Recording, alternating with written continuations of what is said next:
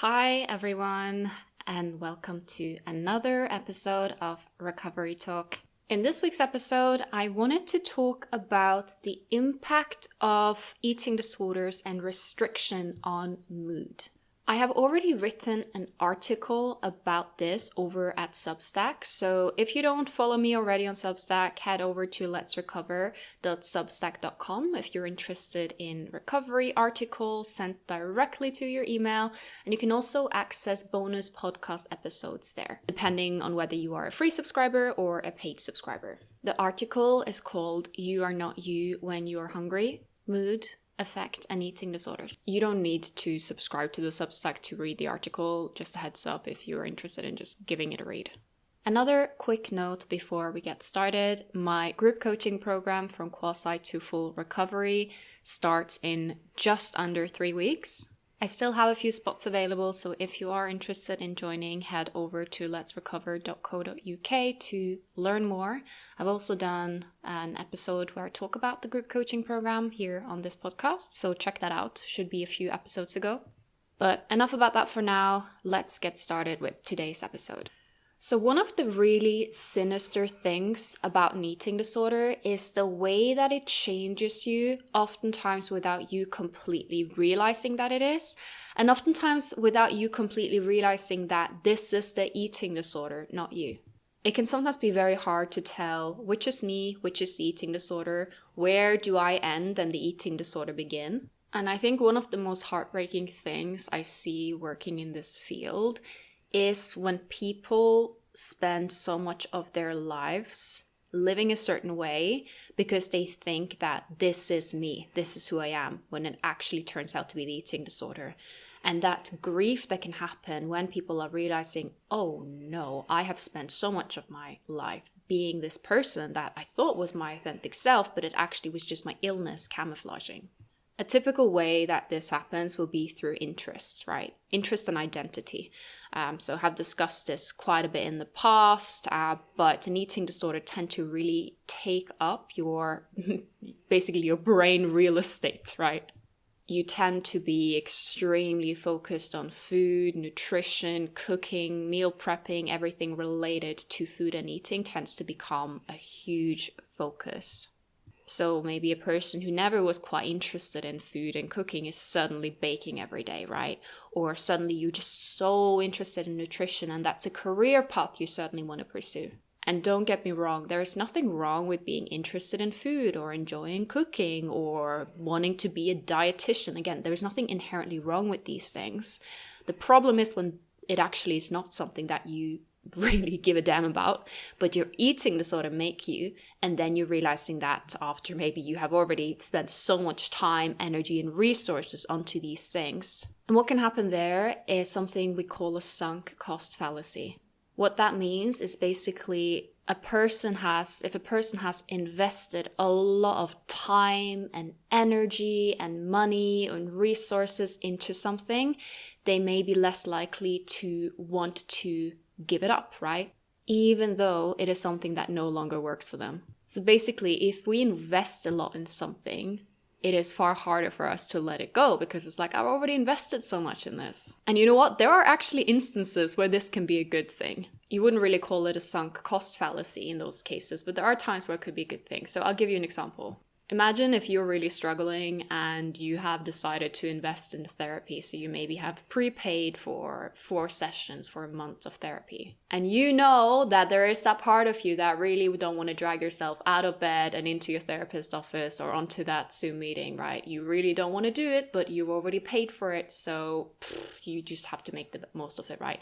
In these cases, it can actually be really good, the fact that you've invested. But when we talk about a sunk cost fallacy, it is more when you've invested in something and realizing this does not work. For example, maybe you've invested in therapy that you know is really, really awful, just not helping at all, waste of your time, but you're kind of convincing yourself, oh, this is really good, I should continue doing it because you already paid for it. Another great example about the sunk cost fallacy is in relationships. So imagine someone has spent so much time and energy and resources on a specific relationship. They know the relationship is not working. There is no way that relationship is going to work. They spent years and years trying to figure it out. But because they've spent so long trying to figure it out, they're like, I don't want to let it go because I've done so much to try and rescue this. So then you just continue with the thing that doesn't work.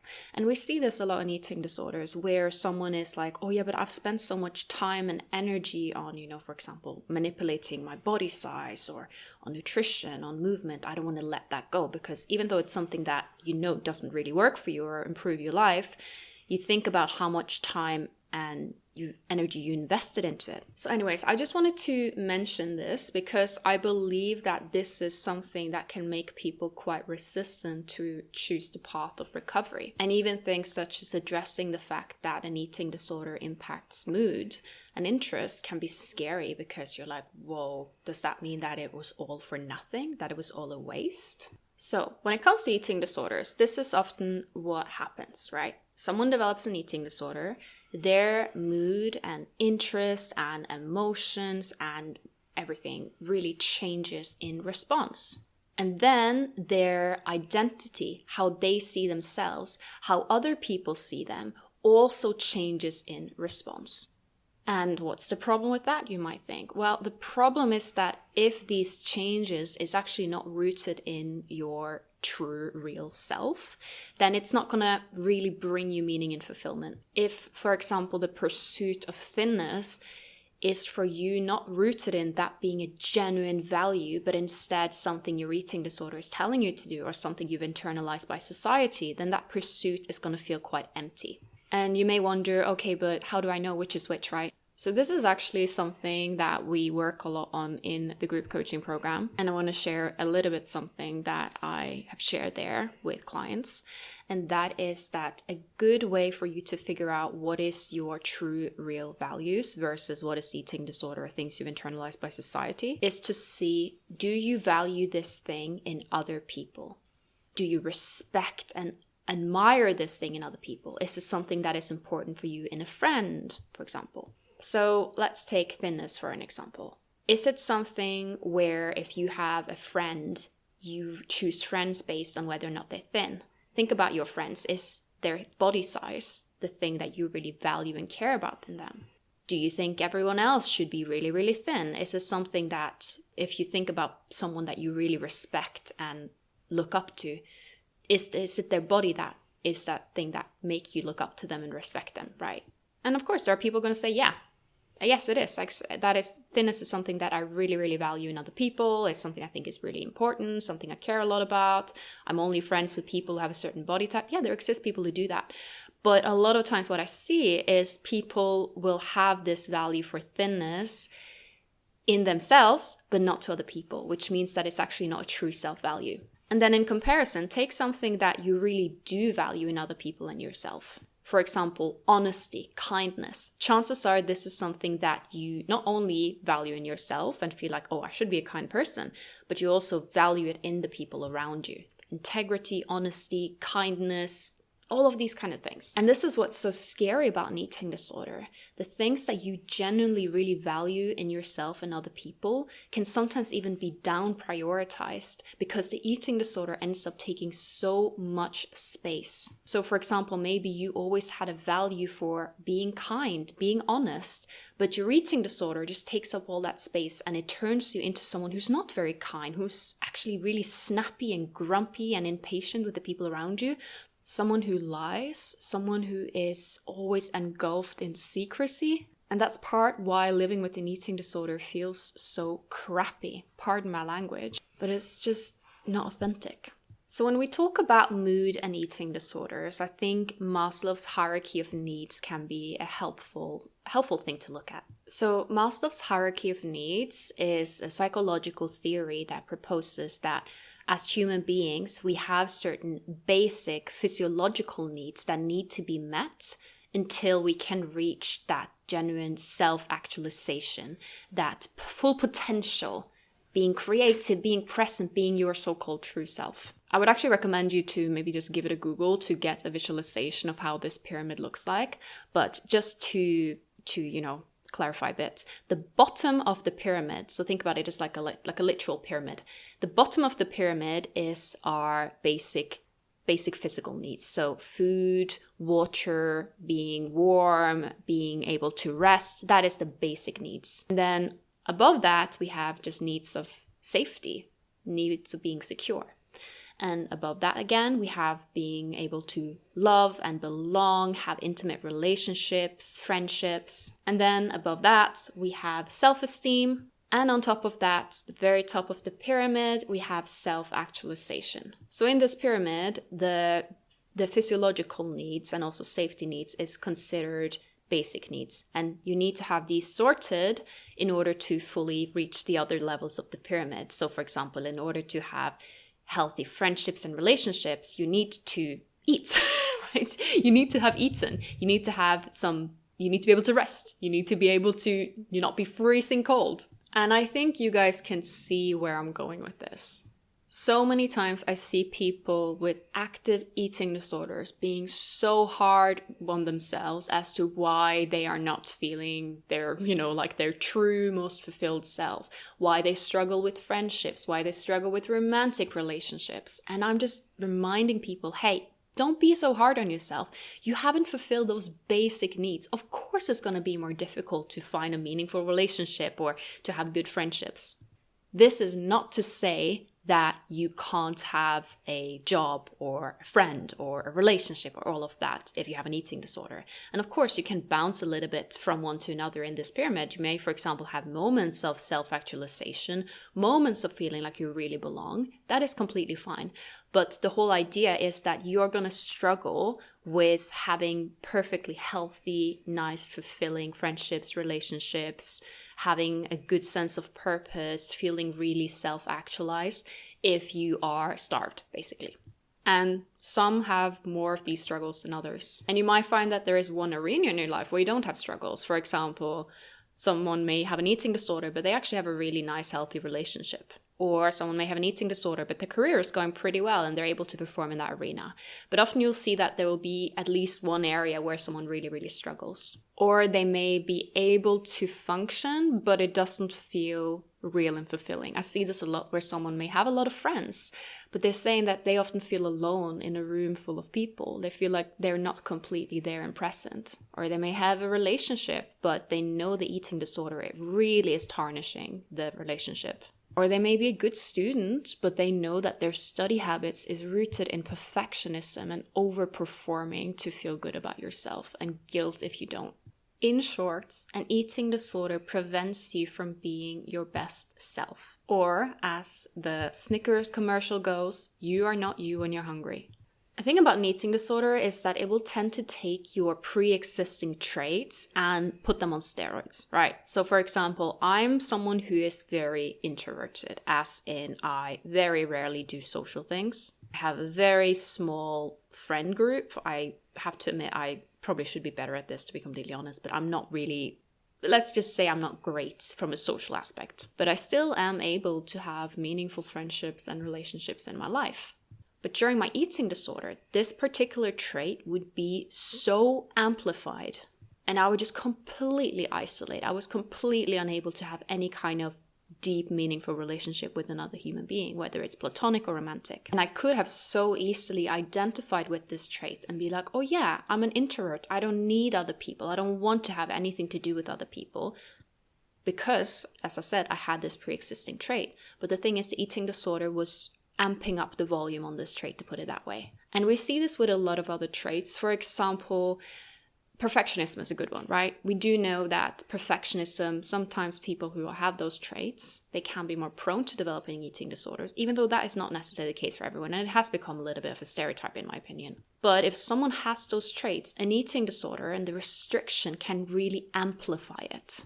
What is so interesting is that we see this also in people without eating disorders who are, for one reason or another, starved. Minnesota Starvation Study is a perfect example of this. So if you're not familiar with the Minnesota Starvation Study, I have done a podcast episode on this study, so do check that out. Just search for Minnesota Starvation Study Recovery Talk and it should come up. Anyways, in this study, a group of people without eating disorders was starved for the name of science. Yes, super unethical, would never pass ethics today, but hey, there were different times back then. This was 70 years ago or something. And what they saw is that the people in that study, they started developing traits, exactly like I mentioned. Increased isolation, lack of interest in relationships. They noticed that the people became really, really rigid, really interested in food. Overall, significant behavioral changes. The participants became withdrawn, irritable, really emotionally unstable, to use that word. And a few even developed significant psychiatric problems, including psychosis and self-harm. They also developed extreme hunger in the refeeding process, but that is a whole different conversation that I have definitely spoken about in previous episodes on extreme hunger. So that's a very interesting one as well. So there is a very interesting study that shows that being in an energetic deficit actually hinders what we call pro-social behavior. So pro-social behavior, it refers to being a decent human being. So considering other people's feelings and well-being, and being nice, being kind, patient, offering help to other people. And this is the case in both humans and animals. So basically this kind of being a nice person behavior is actually turned down in response to restriction. And I believe that this makes complete sense, because imagine there is a negative energy balance, your body and brain is detecting, okay, resources are scarce here. Of course it would make more sense to then be more self-centered and to put your own needs first. I will have to put a little bit of a disclaimer here though, as someone who actually works with people with eating disorders, that I do tend to find that the people I work with tend to be incredibly polite, kind, respectful, all of these things. But you can also have, being polite and kind in conjunction with being emotionally disconnected. And you may also find that you may be someone who is polite and kind in general, but so people closest to you really get the brunt of the eating disorder behavior. So even though you may be super polite to your therapist or your teacher or your boss whatsoever, you might find that maybe your partner or your parent or your friends get the tantrums, right? And something I discuss in the Substack article that I mentioned is that a lot of times the kindness that someone has in the active stages of an eating disorder can be a bit more performative.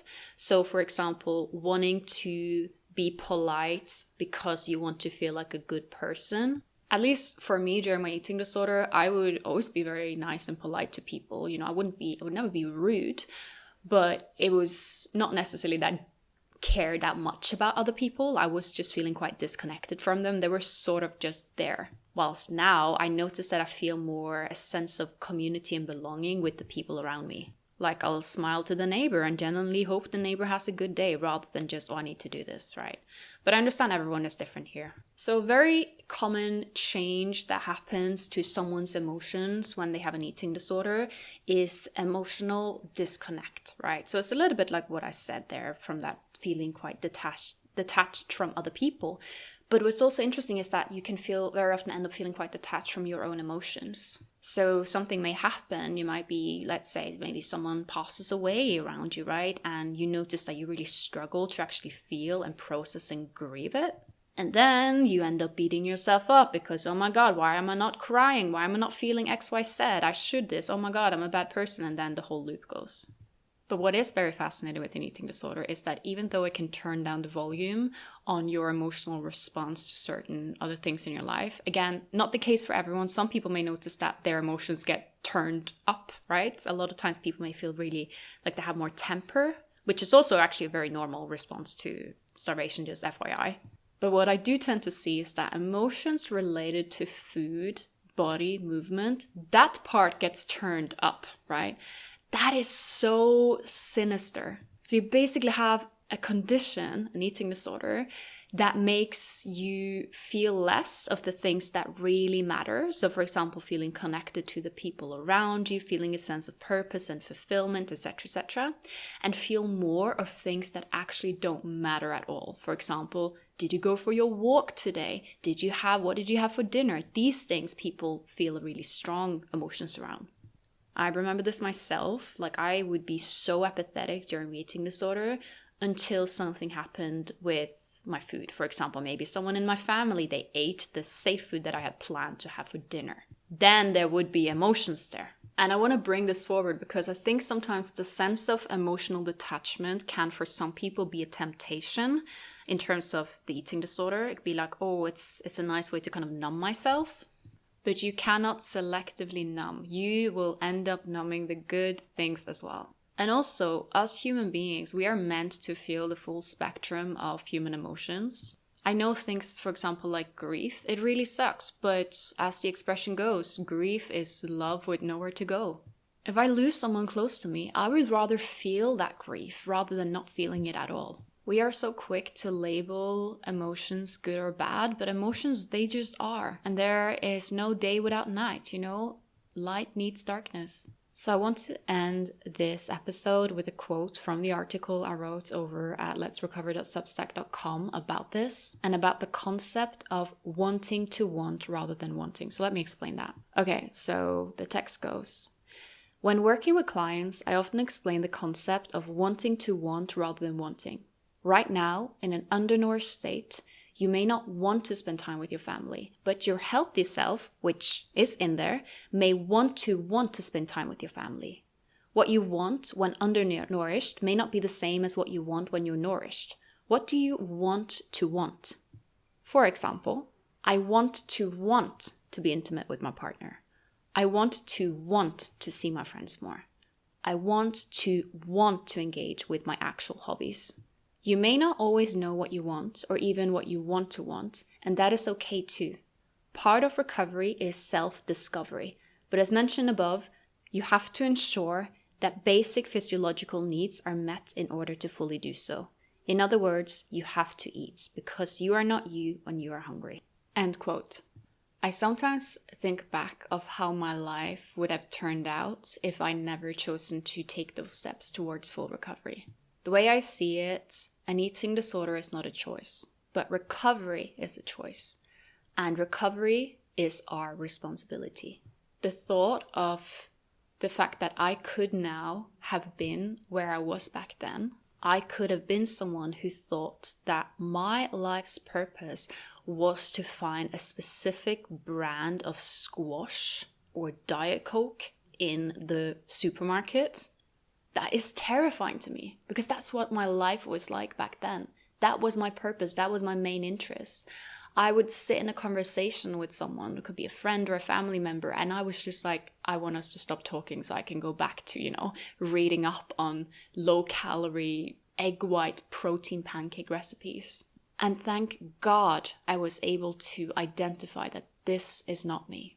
You may not know exactly who you are outside of the eating disorder. And you actually don't need to know that to start recovery, because recovery is a process of shedding old skin.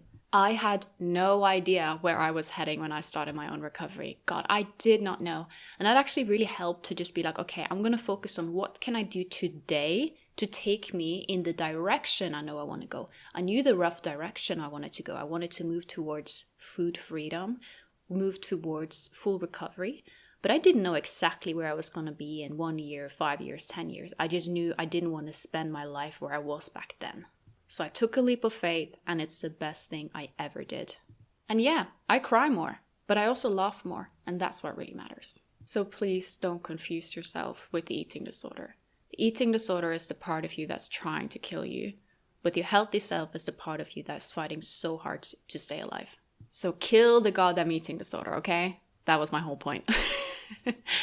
Okay, guys, thank you for listening to this episode. If you like the episode, feel free to rate it or share with a friend. For more information about coaching and group coaching program, head over to letsrecover.co.uk, and to read recovery articles like the one I referenced in this episode, you can head over to letsrecover.substack.com.